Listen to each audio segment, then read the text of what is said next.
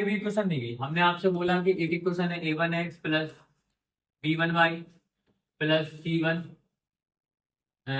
z equal to d1, clear. दूसरी equation हमने आपसे बोली a2x plus b2y plus c2z equal to d2। Third equation बोली हमने आपसे a3x plus b3y plus c3z equal to d3। हमने आपको यहाँ पे तीन इक्वेशन दे दी, फर्स्ट सेकंड और थर्ड, क्लियर है। ऐसे हम दो इक्वेशन भी आपको दे सकते हैं, तीन इक्वेशन भी दे सकते हैं। आपको इन इक्वेशन को सॉल्व करना, तो आप कैसे सॉल्व करोगे, क्लियर है क्या नहीं। सबसे पहले अपन क्या करेंगे, इस इक्वेशन को अपन किस फॉर्म में लिखेंगे, इस इक्वेशन को अपन लिखेंगे ax बराबर b के फॉर्म में लिखेंगे। किस फॉर्म में लिखेंगे, ax बराबर b के फॉर्म में लिखेंगे। अपन किसी भी इक्वेशन को किस फॉर्म में लिखते हैं, ax इक्वल टू b के फॉर्म में लिखते हैं। इतनी बात क्लियर है कि नहीं। चाहे यहाँ पे दो इक्वेशन हो, क्लियर है, चाहे यहाँ पे तीन इक्वेशन हो, हमेशा इक्वेशन को किस फॉर्म में लिखोगे, ax इक्वल टू b के फॉर्म में लिखोगे। a क्या कहलाएगा, ए के अंदर सारे कॉफिशिएंट आएंगे। ए के अंदर क्या, ए के अंदर कौन आएगा, सारे के सारे कॉफिशिएंट आएंगे। कॉफिशिएंट कौन कौन है, a1 b1 c1, a1 b1 c1, a2 b2 c2, a2 b2 और c2, और a3 b3 c3, क्या आ गया a3 b3 और c3। ए के अंदर क्या आएगा, सारे कॉफिशिएंट आएंगे। एक्स के अंदर कौन आएगा, सारे वेरिएबल। एक्स के अंदर कौन आएगा, सारे के सारे वेरिएबल। वेरिएबल कौन कौन है, एक्स वाई और जेड। वेरिएबल कौन है, एक्स वाई और जेड, क्लियर। और बी के अंदर कौन आएगा, जो कांस्टेंट टर्म है। बी के अंदर कौन आएगा, कांस्टेंट कौन है, d1 d2 d3। कांस्टेंट कौन हो गया, d1 d2 और d3, क्लियर है कि नहीं। तो यहाँ पर अपन को a x और b कौन कौन है ये समझ में आ गया। अब इनका यूज करके आप किसी भी क्वेश्चन को सॉल्व कैसे करोगे वो हम बता रहे हैं एग्जाम्पल लेके, क्लियर। इतनी बात सबको समझ में आ गई कि नहीं आ गई।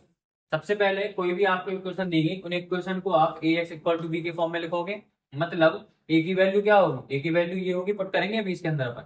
x की वैल्यू ये होगी और b की वैल्यू ये होगी, क्लियर। a के अंदर सारे के सारे कोफिशिएंट्स आएंगे, x के अंदर सारे के सारे वेरिएबल्स आएंगे, और b के अंदर कौन कौन आएगा, सारे के सारे कांस्टेंट टर्म आएंगे, क्लियर है। ये कितने बाई कितने, यहाँ पर तीन इक्वेशन थी तो 3/3 के बने सारे के सारे। ये वाला मैट्रिक्स कितने बाई कितने का है, 3/3 का है।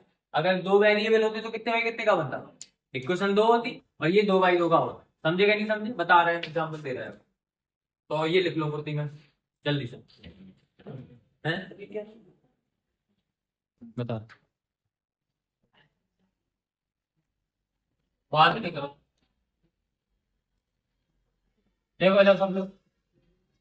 अब आपको कोई भी क्वेश्चन है, हमने आपसे क्या बोला, किसी भी क्वेश्चन को अपन ax प्लस बी के ax इक्वल टू बी के फॉर्म में लिख सकते हैं।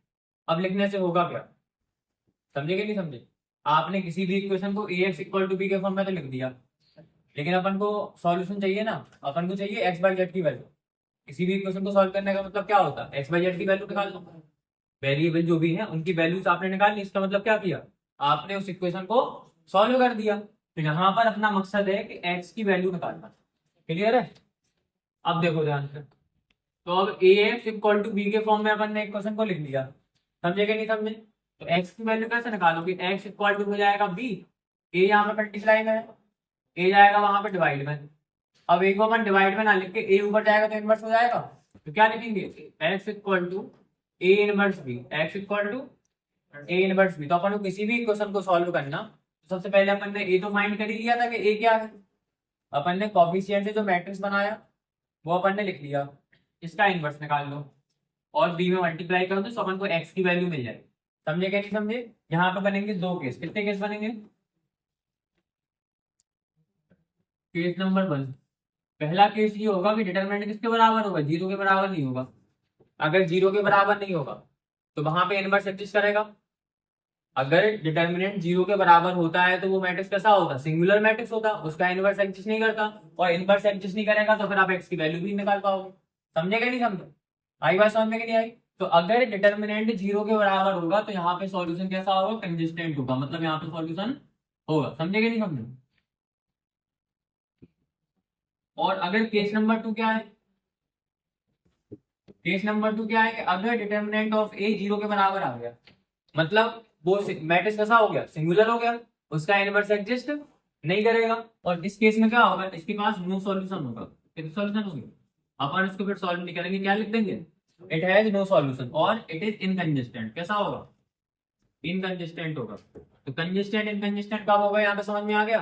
क्लास 10 में अपन रेशियो निकालते थे कि a1/a2 डज नॉट इक्वल होगा b1/b2 के, तो फिर कैसा होगा, कंसिस्टेंट होगा, यूनिक सॉल्यूशन होगा।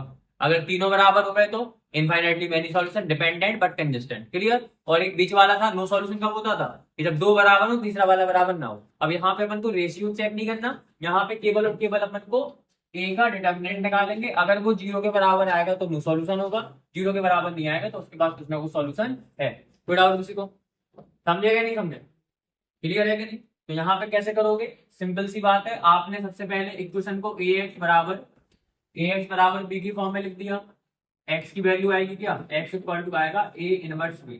अब a इनवर्स एग्जिस्ट करेगा तो फिर आप इसको सॉल्व कर लोगे। a इनवर्स की वैल्यू निकालना आपको आती है, किसी भी मैट्रिक्स का इनवर्स निकालना आता है कि नहीं, और साथ में b मैट्रिक्स आपको पहले से ही पता है, दोनों का मल्टीप्लाई कर दो तो x की वैल्यू आ जाएगी। समझेगा नहीं समझे, एग्जाम्पल दे रहे हैं, बहुत बढ़िया तरीके से क्लियर हो जाएगा। ठीक है, बुक लिया कोई, दो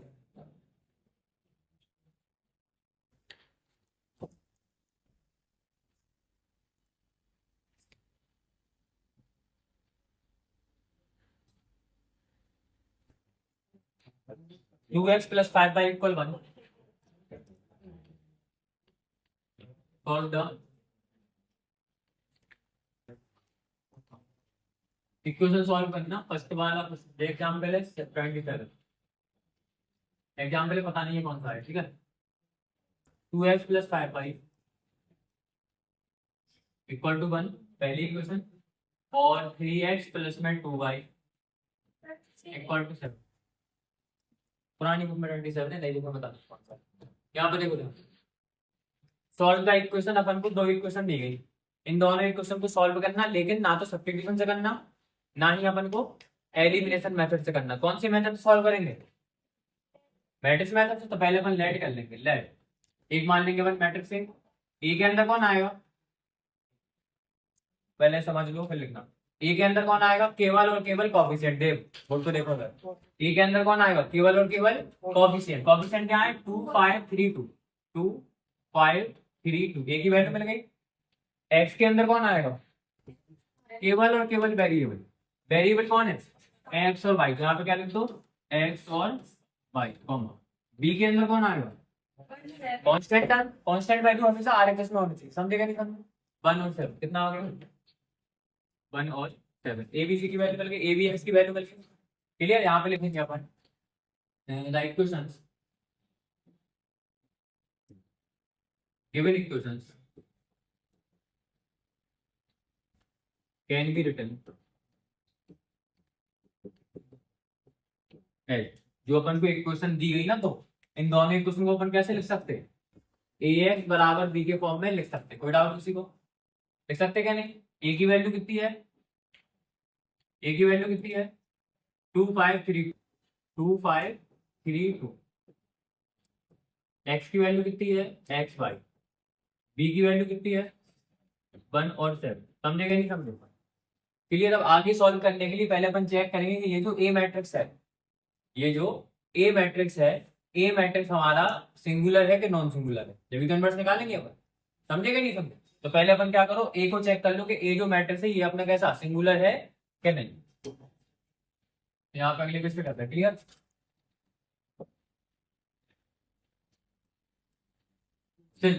डिटर्मिनेंट ऑफ ए इक्वल क्या होगा, डिटर्मिनेंट ऑफ 2 5 कितना था, 2 5 3 2, 2 5 3 2। Determinant of A is equal to 2 5 2 5 3 2। कितना आएगा, 2 to the 4 माइनस 5 3 15, कितना आ गया है, माइनस के 11 does not equal to 0। Clear, so A inverse exist. Clear है, ए इनवर्स एग्जिस्ट करेगा, क्लियर है क्या नहीं। अब ए इनवर्स एग्जिस्ट करेगा देन x की वैल्यू क्या हो जाएगी। तो अपन ऐसा बोल सकते हैं कि ax हमारा b के बराबर था, तो x की वैल्यू किसके बराबर आएगी, a इनवर्स b के बराबर आएगी कि नहीं आएगी। अब a इनवर्स की वैल्यू फाइंड करना अपन, ए इनवर्स कैसे निकालोगे, निकालना आता है इनवर्स, निकालना आता है कि नहीं, और बी की वैल्यू पता है अपन को, तो ए इनवर्स की वैल्यू निकाल लो। तो ए इनवर्स निकालने के लिए पहले अपन को एडजॉइंट निकालने पड़ेगा, कोफैक्टर निकालने पड़ेंगे, तो पहले कोफैक्टर निकाल लें। यहाँ पे अपन लिखेंगे कोफैक्टर, कोफैक्टर्स ऑफ ए के कोफैक्टर क्या होंगे बताओ। ए मैट्रिक्स अपना जे है, तो सबसे पहले निकाल रहे अपन A11, फिर A12, फिर A21, फिर A22। बताओ कोफैक्टर क्या होंगे, बात नहीं करोगे तुम यार, बात करोगे तो समझ में कम आएगा, समझे क्या नहीं। सबसे पहले A11 first row first column, first row first column क्या बचा 2, यहाँ पे बचा 2। A12 क्या आएगा, first row second column, first row second column क्या बचा 3 और 1 + 2 और नंबर है तो साइन आएगा माइनस का। A21 second row first column, second row first column 5 और यहाँ पे 2 + 1 और नंबर है तो माइनस के 5। उसके बाद A22 second row second column, second row second column क्या बचा के भाई 2 और 2 + 2 कैसा है इवन नंबर तो साइन +3 रहेगा। तो अपन ने कोफैक्टर निकाल लिए। देन सो एडजॉइंट क्या होगा, तो adjoint of A equal to A11, A12, A21 और A22। ऐसे होता कि नहीं होता एडजॉइंट का फॉर्मूला, A11 A12 ऐसे में होता, अपन ने डायरेक्ट ट्रांसपोज करके लिख दिया, ये एडजॉइंट का फॉर्मूला हो गया, समझे क्या नहीं। इसके अंदर वैल्यू पुट कर दो, कितना आएगा बताओ, A11 A12, A11 A12 2 - 3, 2 - 3 और -5 2, -5 और 2 एडजॉइंट निकाल लिया। अब क्या निकालेंगे अपन, इनवर्स निकालेंगे। implies that A इनवर्स किसके बराबर आएगा, A इनवर्स का बात नहीं करो, A इनवर्स का फॉर्मूला क्या होगा 1 upon determinant of A into में एडजॉइंट ऑफ A। तो 1 अपॉन डिटर्मिनेंट की वैल्यू कितनी थी -11, डिटर्मिनेंट की वैल्यू कितनी निकाली थी -11 और एडजॉइंट की वैल्यू कितनी आई 2 -5 -3 और 2 मल्टीप्लाई कर दो, उसका कितना आ गया -2/11 हो जाएगा। -1 अपॉन -11 का मल्टीप्लाई 2 होगा, कितना आएगा -2/11 और फिर माइनस माइनस प्लस 5 बन जा 5 तो 5/11 हो गया। फिर 1/11 का माइनस माइनस प्लस कितना आएगा 3/11 और फिर माइनस माइनस क्या हो जाएंगे प्लस 2/11 को तो कितना आएगा 2/11 माइनस। क्लियर है, बताओ किसी को। ए इनवर्स निकाल लिया अपन ने, क्या फाइंड कर लिया ए इनवर्स। अब क्या निकालना अपन को, अपन ने भी हाल ही देखा था कि अपन एक क्वेश्चन को इस फॉर्म में लिख सकते हैं AX = B है तो X = क्या आएगा ए इनवर्स भी आएगा। तो इसके अंदर वैल्यू पुट करो,